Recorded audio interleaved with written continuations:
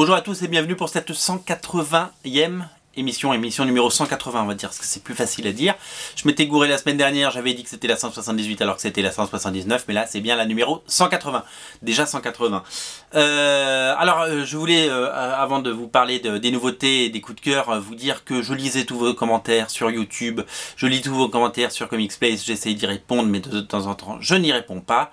Pas parce que je les ignore, simplement par manque de temps, mais je prends bonne note de tous vos commentaires, notamment j'ai lu quelques déceptions la semaine dernière au sujet de séries que j'avais pas chroniquées, telles The Wake par exemple, ou Preacher. Alors Preacher tout simplement parce que je ne l'ai pas acheté, je l'achèterai certainement mais plus tard, parce qu'il y a beaucoup de choses à acheter, et The Wake on en parlera la semaine prochaine, voilà.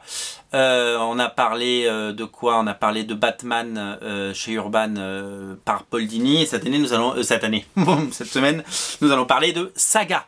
Voilà, Saga c'est le coup de cœur de cette semaine. Vous voyez, on parle chaque semaine d'un titre au moins Urban Comics. Il y a beaucoup de choses à lire, et donc voilà, donc on essaye de faire le tri et j'essaie de vous guider, puisqu'une BD, je vous l'ai déjà dit, ça coûte à minima maintenant 15 €. Et quand on dépense 15 € dans une BD, il faut que ce soit quand même bien et qu'on y passe du plaisir. Alors, Saga, voilà, Saga, on en est déjà au tome 4. Voilà, j'ai les 4 tomes, ils sont là. Ça, c'est le tome 1. Et ça, c'est le tome 2.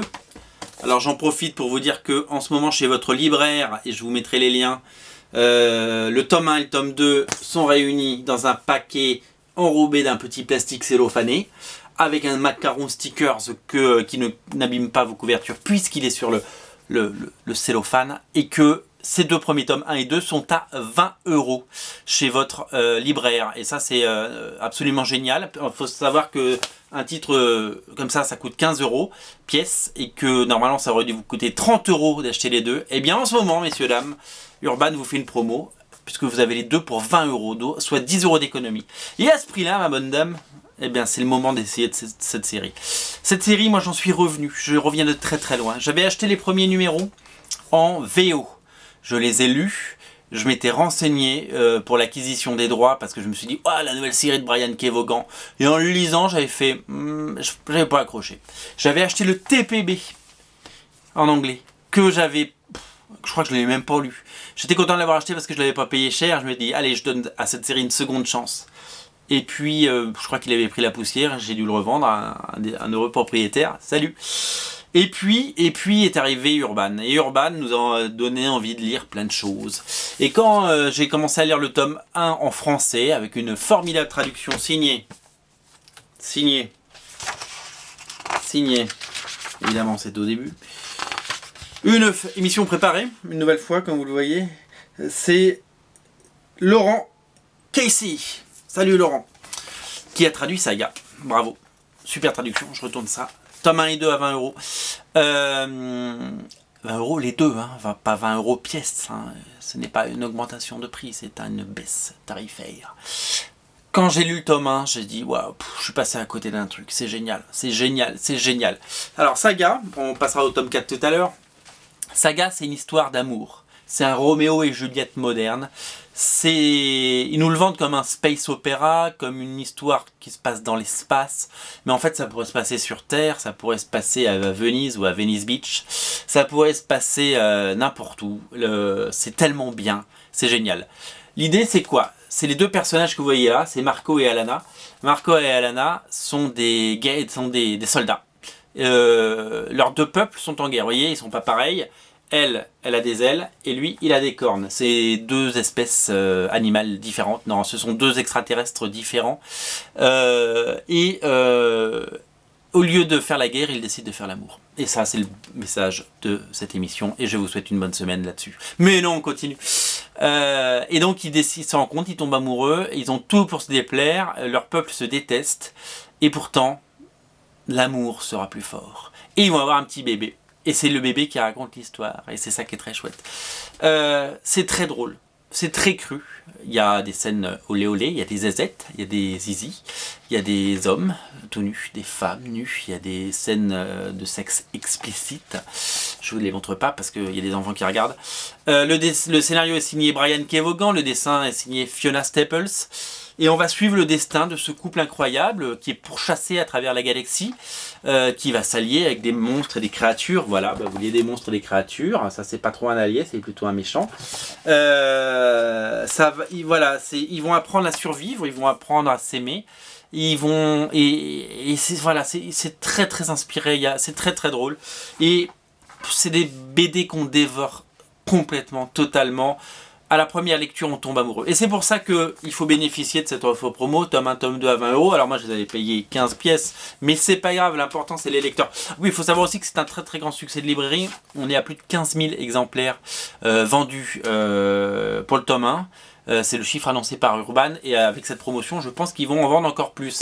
Et c'est tant mieux parce que ça fera des nouveaux lecteurs et des nouveaux aficionados. Donc le tome 3 était là, je vous en avais parlé à sa sortie, et le tome 4 vient de sortir. Donc voilà, bon en fait c'est tout simplement la suite, c'est commencez pas par le tome 4, ça servira à rien, vous comprendrez rien. Commencez par le tome 1 et 2, mais moi je voulais déclarer mon amour à cette série, à Saga, parce que Brian Kevogan est un scénariste que je suis depuis très longtemps. J'avais adoré Les Fugitifs, Runaways qu'il avait fait chez Marvel, j'avais adoré ce qu'il avait fait, il a fait Why the Last Man, il a fait vraiment des choses vraiment exceptionnelles comme Ex Machina, et il avait un peu délaissé le monde des comics pour travailler à Hollywood. Il avait travaillé sur la série Lost, notamment, très très bonne série Lost que j'ai adoré. Et voilà, et donc voilà, tome 4 de Saga, c'est disponible partout. Je vous en dis pas plus, découvrez-le, profitez de cette offre du tome 1 et 2 pour découvrir la série. C'est vraiment le moment d'essayer.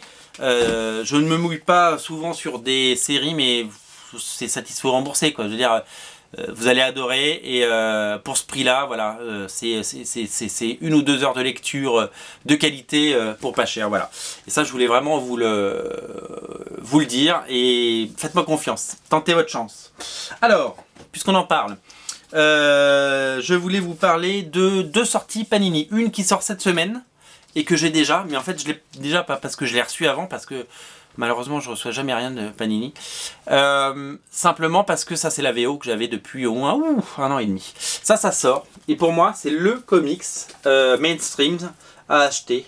Mainstream, ça veut dire grand public, quoi. Ça veut dire tout public. Ça veut dire qui risque de toucher tout le monde, avec des héros très connus comme Spider-Man et Wolverine. Alors, ça, c'est un magnifique mini deluxe, donc ce sera exactement la même chose, sauf que là c'est chapitré, donc je sais pas si Panini va nous enlever le chapitre, ce sera la surprise qu'on découvrira mercredi en allant en librairie. Un mini deluxe, 6 épisodes, tous scénarisés par Zeb Wells, mais ça on s'en fout un peu, tous dessinés par Joey Madureira. Il y a 2 arcs de 3 épisodes, le premier issu de la série The Avenging Spider-Man, où Spider-Man, pendant le marathon de New York que voici, va s'allier au personnage qui est là, le Hulk rouge, pour aller combattre des méchants comme ça. Regarde les dessins comme il déboîte. Et l'homme taupe, voilà, que voilà. Tadam. Et une deuxième histoire avec beaucoup moins. Regardez, putain, cette cover comme elle déboîte. Avec beaucoup moins de Spider-Man, parce que c'est des épisodes de la série Savage Wolverine, vous savez, la série qui avait été commencée par Frank Shaw, et puis après il y a eu 3 numéros par Joey Madureira et Zeb Wells, série Savage Wolverine, 3 numéros, où Wolverine va s'associer avec Elektra, va revêtir son costume, le seul et l'unique, le costume marron, magnifique costume qui nous manque parce que le costume jaune il est quand même un peu ridicule depuis toutes ces années, et ils vont aller ils s'allient avec Elektra et ils vont aller à la recherche d'un personnage que je vous laisserai découvrir. Il y aura le Kingpin, c'est vraiment génial, et puis il y a ces dessins incroyables de Joey Madureira, et moi je suis ravi de l'avoir en VO, et peut-être que je me le reprendrai en VF si j'allais à Trésor, parce qu'il y a tellement de trucs à acheter que c'est compliqué, mais je l'ai. Donc ce sera globalement la même chose, sauf que je vous dis, on verra s'il y a le chapitrage ou pas. Il y a toute la force l'énergie, le talent de Joe Madureira. C'est vraiment exceptionnel. Le travail accompli par Joe Madureira là-dedans. J'aimerais qu'il dessine plus, j'aimerais qu'il dessine tous les mois. Regardez, ça c'est une vieille couverture qu'il avait fait pour Wizard qu'ils ont mis à la fin. Regardez comme c'est beau, je sais pas s'il y aura ces bonus dans l'édition de Panini, mais en tout cas moi je les ai. Ça c'est des vieilles couvertures, alors il n'avait pas forcément le même niveau à l'époque, mais c'était déjà assez imaginatif. Et à la fin, il y a quelques pages au crayon, parce que c'est toujours un plaisir de voir les pages au crayon de Joe Madureira, pour vous montrer à quel point ce dessinateur est au-dessus de tout le monde. C'est un génie, il n'y en a pas beaucoup des comme ça, c'est un des très très grands du comics. Et moi, voilà, ça pour moi c'est le... Si vous avez 15 € en poche et que vous devez acheter une BD, eh ben c'est celle-là cette semaine. Voilà, parce que l'autre, Saga, c'est un coup de cœur dans la durée, c'est une série à suivre, c'est une série passionnante. Mais ça, c'est... Voilà, si tous les comics Marvel étaient comme ça, je pense qu'ils en vendraient beaucoup plus. Et si Joe Madureira pouvait nous faire... voilà, régulièrement des choses comme ça. Il a dessiné Inhumans après, il a fait 3 numéros également. J'espère qu'il va revenir très vite sur un nouveau projet parce que c'est délicieux, delicioso, magnifico. Alors, on reste chez Panini, mais cette fois c'est un vrai Panini. Enfin, c'est déjà sorti. Et j'en avais pas parlé. Et en fait, moi, en ce moment, j'ai un vrai besoin de lire des X-Men. Vous savez, moi, les X-Men, c'est mon dada. Les X-Men, c'est ma passion. Les X-Men... J'adore ça depuis que j'ai 11 ans et ça ne va pas s'arrêter. Il y a eu des périodes géniales, il y a eu des périodes moins bonnes. Et en ce moment, je prends mon pied avec All New X-Men de Brian Bendis, dessiné par Stuart Timonen, puis Mahmoud Asrar et puis plein de filines. Puis Uncanny X-Men avec ce cyclope avec son X sur la face. Absolument génial, il n'a jamais été aussi intéressant. Dessiné par Chris Bacalo notamment. Je prends un plaisir, mais... incommensurable, je pèse mes mots, à lire ça. Vraiment, j'adore.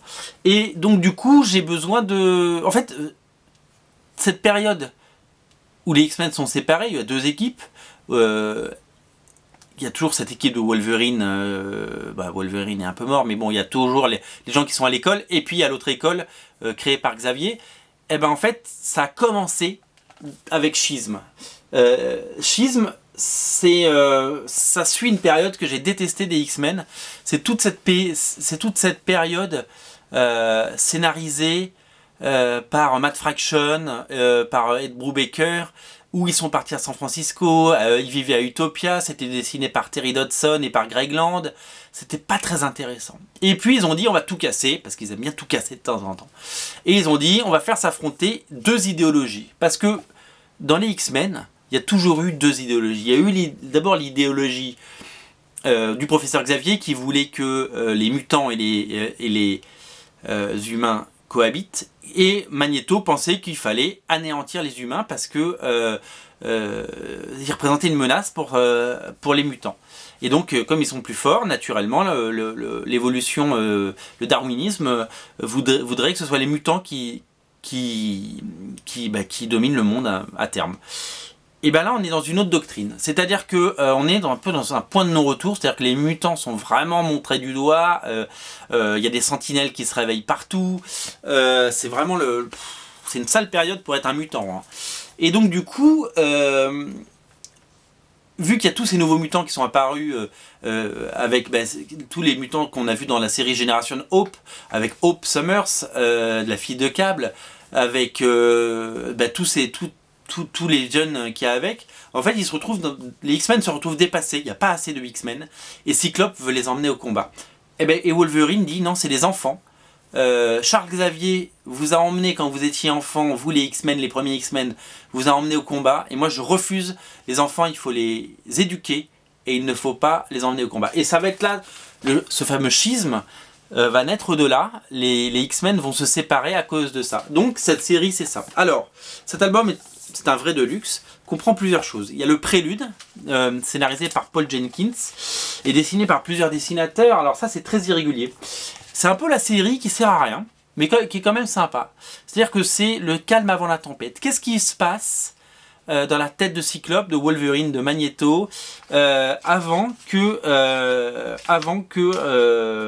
les sentinelles attaquent, avant que avant qu'il y ait ce schisme, justement. Alors, il y a des bons dessinateurs comme Roberto Della Torre, Clayman, qui moi j'aime bien d'habitude, mais là c'est pas terrible. Et puis le reste c'est pas terrible. Andrea Muti, tout ça. Regardez par exemple les X-Men comme il les dessine, quoi. C'est hyper amateur, quoi. Donc voilà, c'est bon. Je l'avais jamais lu, le prélude, donc je suis content de l'avoir lu parce que c'est du Paul Jenkins et que c'est très bien écrit. Et qui revisite aussi quand Wolverine parle un peu, enfin réfléchit, il repense à son passé, donc il revisite un peu le Origins qu'il avait fait avec Andy Kubert il y a quelques années, donc c'est très chouette. Et après la série commence, la série Schisme, avec là c'est du All-Star. Hein. Alors scénario c'est Jason Aaron, magnifique Jason Aaron qui fait un super travail avec Carlos Pacheco notamment. Donc Carlos Pacheco, c'est pas la meilleure période, mais ça reste tout à fait potable. Suivi de Frank Shaw. Alors là, l'épisode de Frank Shaw, il est pas terrible. Moi, j'adore Frank Shaw, vous le savez. Mais son épisode, regardez comment il dessine Cyclope. Je vais vous montrer ça très très vite.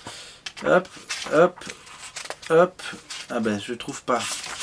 J'aime pas du tout la façon dont il dessine Cyclope. Je trouve qu'il le rate complètement. Bah regardez, ça c'est Quentin Quire. J'aime pas trop comment il le dessine.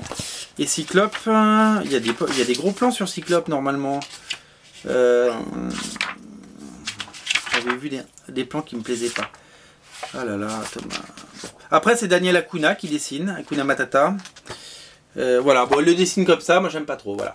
Daniel Acuna qui fait un travail merveilleux. Je vous montre un peu rapidement les pages. Hop. Ensuite, alors là, c'est régal total, puisque quand l'affrontement commence entre. Là, voilà. Quand ils se foutent dessus entre Wolverine et Cyclope, c'est dessiné par Alan Davis, et là c'est époustouflant. Et le final est dessiné par l'incroyable Adam Kubert. Et en fait, on va arriver à la fin. Alors après, il y a un épisode qui s'appelle Regeneresis, qui est le prélude à l'époque d'après, qui est scénarisé par ce tâcheron de Kieron Gillen et dessiné par Billy Tan. Pas très inspiré, c'est pas terrible. Mais bon, globalement, le schisme, moi j'aime beaucoup parce que c'est le début, si vous voulez, de ce qui se passera après. C'est-à-dire que à la fin de Schisme, il y a deux équipes des X-Men. Donc il y a les Uncanny X-Men de Cyclope, qui n'est pas encore le terroriste qui a tué Charles Xavier. Donc ça va être la série de Kieron Gillen et Carlos Pacheco, inédite en album. Et de l'autre côté, Wolverine and the X-Men, l'incroyable série de Jason Aaron, avec Chris Bacalo et Nick Bradshaw au dessin, absolument incroyable, je crois qu'il y a eu 36 numéros. La voilà, elle est là. Hop, je vous la montre, parce que je l'ai en intégrale. Hop, voilà, je l'ai en omnibus. Et ça va sortir en Deluxe. Il y aura plusieurs Deluxe en VF. Et ça, c'est super chouette, parce que cette série, elle est vraiment, vraiment super chouette. Et donc, voilà, moi, j'ai une vraie affection. Et j'ai hâte que Panini nous ressorte les Deluxe de Wolverine and the X-Men, pardon. Et pourquoi pas, pour donner une seconde chance à ces Uncanny X-Men de Carlos Pacheco et Kieron Gillen, pourquoi pas avoir des Deluxe là-dessus, j'en doute, mais peut-être que nous les aurons. Et donc après, une fois qu'il y a ces séries, il y a Avengers versus X-Men, c'est ça, et c'est là-dedans que meurt Xavier, je crois, je sais plus. Enfin oui, c'est ça, voilà. Et après, donc, création des Uncanny X-Men où il a son X sur le visage, absolument génial, puis All New X-Men, etc. Enfin voilà, c'est vraiment pour moi la meilleure période des X-Men. Et donc, Schisme, pour moi, c'est la première pierre de cette période incroyable des X-Men, et donc je vous le conseille. Voilà, c'était pour vous dire ça. Alors, il n'y a pas que des bonnes choses qui sortent. Enfin, vous savez que j'aime bien prendre des pincettes, parce que je suis pas là pour flinguer des comics et flinguer le travail des gens, et j'aime pas ça. Par contre, voilà, j'ai lu Sidekick, et j'adore ce que fait Straczynski, et j'adore ce que fait Delcourt, et j'adore ces auteurs. J'ai adoré Midnight Nation, j'ai adoré Ten Grand, j'ai adoré tout ce qu'a fait Straczynski sur Spider-Man, mais là, j'ai pas du tout accroché sur Sidekick, parce que j'ai trouvé c'était vu et revu. Même si certains trouvent que c'est très adulte et que ça va très loin, moi j'ai pas accroché, et notamment à cause du dessin, parce que je trouve que sur son label à lui, le label qu'il a créé, Straczynski, je trouve que y a un problème, c'est qu'il a pas de très bon dessinateur. Et avec tout le respect que j'ai pour la carrière de Tom Mandrake, je trouve que c'est trop old school pour moi.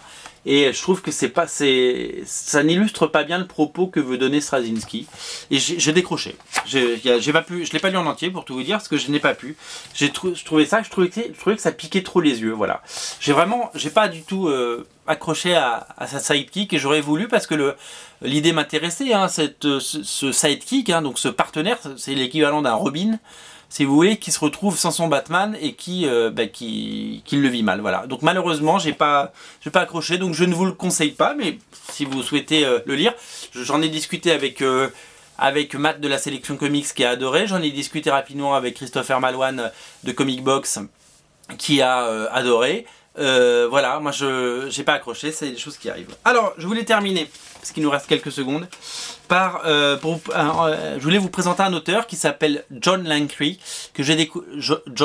Jonathan Langkry, que j'ai découvert à Paris Comics Expo rapidement parce que je suis passé devant son stand et je me suis malheureusement pas arrêté. Et puis après j'ai vu sur Facebook ses dessins et je me suis on est devenus amis sur Facebook et j'ai découvert ça. Donc ça c'est son sketchbook, ça coûte 15 €, c'est disponible, je vous mettrai le lien. Et je trouve que c'est un dessinateur cartoony absolument talentueux. Il y a un côté Jim Mahfood, il y a un côté Jerry Gaylord, vous savez, le dessinateur de Funboy vs Zombie. Je trouve formidable. C'est pas très cher. Je trouve que il a fait un très bon travail. C'est son premier sketchbook et c'est surtout que pour 15 €, il m'a fait, donc il me l'a envoyé à la maison. Donc oh là là, je suis tout tombé. Il y a 32 pages. Et il m'a fait une jolie dédicace. Vous savez que moi je demande Rogue en dédicace. Sur l'enveloppe, je l'ai découpé.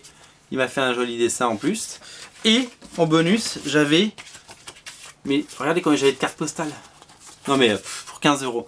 Cet artiste est très doué et j'espère qu'on en entendra parler. Je sais qu'il prépare une bande dessinée dont on reparlera très très vite. De toute façon, moi je vous en parlerai. John Langkry, je vous mets son sketchbook en lien sur mon site. Voilà. C'était la fin de la 180. C'est la fin de la 180e. On n'oublie pas que donc les gros coups de cœur cette semaine, c'est ça. C'est Spider-Man Wolverine chez Panini et chez Urban, les deux tomes 1 et 2 de Saga à 20 €. Vous ne les ratez pas, c'est cadeau. Voilà, et ben, je vous souhaite une très bonne journée, une très bonne soirée. C'était la 180e émission. La semaine prochaine, on parle de The Wake, promis. Et on parle certainement d'autres choses parce qu'il y a beaucoup de sorties chez Panini cette semaine. Beaucoup. Il y a du Marvel Now notamment avec All New X-Men tome 3, Uncanny Avengers tome 3, etc. Salut, c'était la 180e émission. Rendez-vous sur Comics Place. Comics Place, c'est ton site, mec. Ton site. C'est rien d'autre.